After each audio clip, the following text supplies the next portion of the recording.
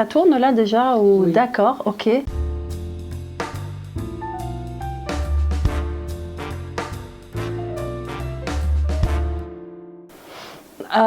J'écris.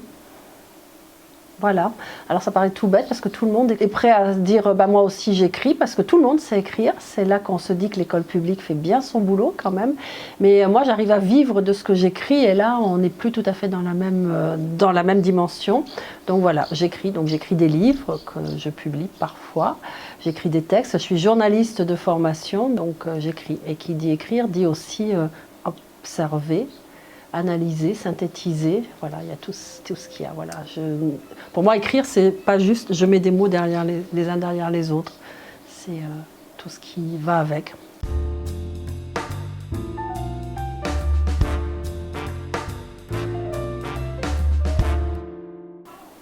Alors, il n'y a pas. Alors, je débute un petit peu, même si ça paraît bizarre, mais je débute un petit peu avec les publications, les rencontres, etc. Donc, il n'y a pas de questions qui me dérangent. Il n'y a pas encore de questions récurrentes. Il y a une question qui revient un peu plus souvent que les autres, c'est est-ce que c'est autobiographique ?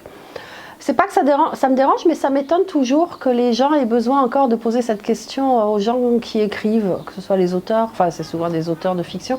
Pourquoi il faut absolument qu'on ait une dimension autobiographique dans ce qu'on écrit ? Ça m'échappe encore un peu. Ça me dérange pas, je comprends pas. Cet intérêt pour l'autobiographique, est-ce qu'il y a un côté un peu vampire que le lecteur veut nous retrouver ? Voilà, donc c'est un petit peu ça, mais ça me dérange pas.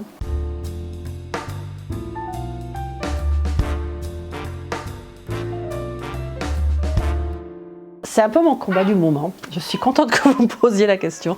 Mon combat du moment, c'est que personne ne se préoccupe de savoir de quoi vivent les auteurs, en fait. Et j'aimerais bien qu'on me pose plus souvent la question de comment vous vivez de l'écrit. Parce que l'écrit, c'est un métier qui... Enfin, l'écrit, quand je dis l'écrit, c'est le métier d'auteur. C'est-à-dire quelqu'un qui publie, qui fait des rencontres, des lectures. C'est un métier qui suscite beaucoup d'admiration, qui est très socialement valorisé, mais qui économiquement, on est un petit peu en bas de la chaîne alimentaire. Et c'est vrai qu'il n'y a aucune conscience que c'est un vrai métier, que ce serait bien qu'on puisse en vivre, et que voilà, qu'on n'est pas juste là parce qu'on est content. Enfin, bien sûr qu'on est content de rencontrer des lecteurs, mais c'est un investissement en temps, en effort, en présence, qui n'est absolument pas rétribué. J'ai lu l'autre jour un article, je ne sais plus de qui, parce que je suis membre de la Ligue des auteurs, je tiens à le dire. C'est une association qui est devenue syndicat depuis peu, qui est constituée d'auteurs qui défendent leurs droits. Et j'ai lu l'autre jour un article qui disait, en fait, dans les salons du livre, on paye même pour louer des plantes vertes. Par contre, on ne rétribue pas les auteurs. Et je trouvais ça très intéressant comme vision, parce qu'elle est vraie. On paye, on va payer la location de meubles, de plantes, de tout, mais non, les auteurs, on s'attend à ce qu'ils viennent comme ça parce qu'on s'imagine que quand ils font un salon du livre, ils repartent les poches pleines d'argent, mais c'est pas vrai. Voilà. Donc ça, c'est une vraie question, un vrai problème de société. Il n'y a pas de reconnaissance du métier d'auteur autre que le côté waouh, c'est beau, vous écrivez, c'est génial. Alors il y a plein de gens qui disent qu'eux aussi ils ont envie d'être auteurs. Je leur dis c'est bien, faites, mais soyez conscients que derrière il faudra aussi faire autre chose.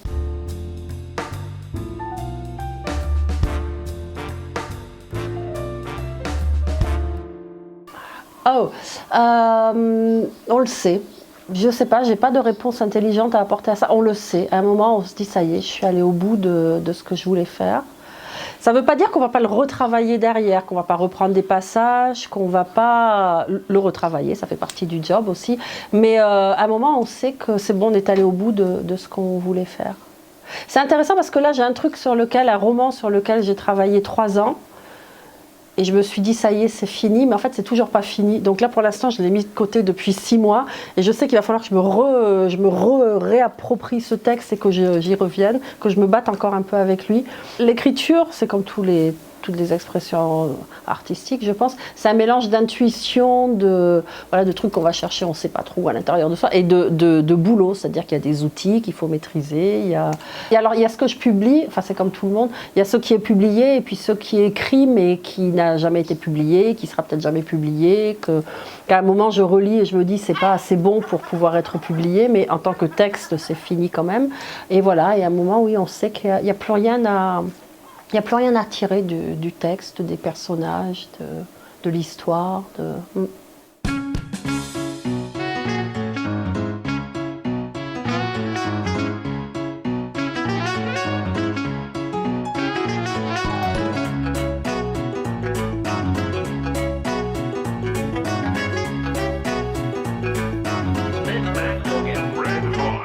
Enfin, moi, sinon, si je me lance,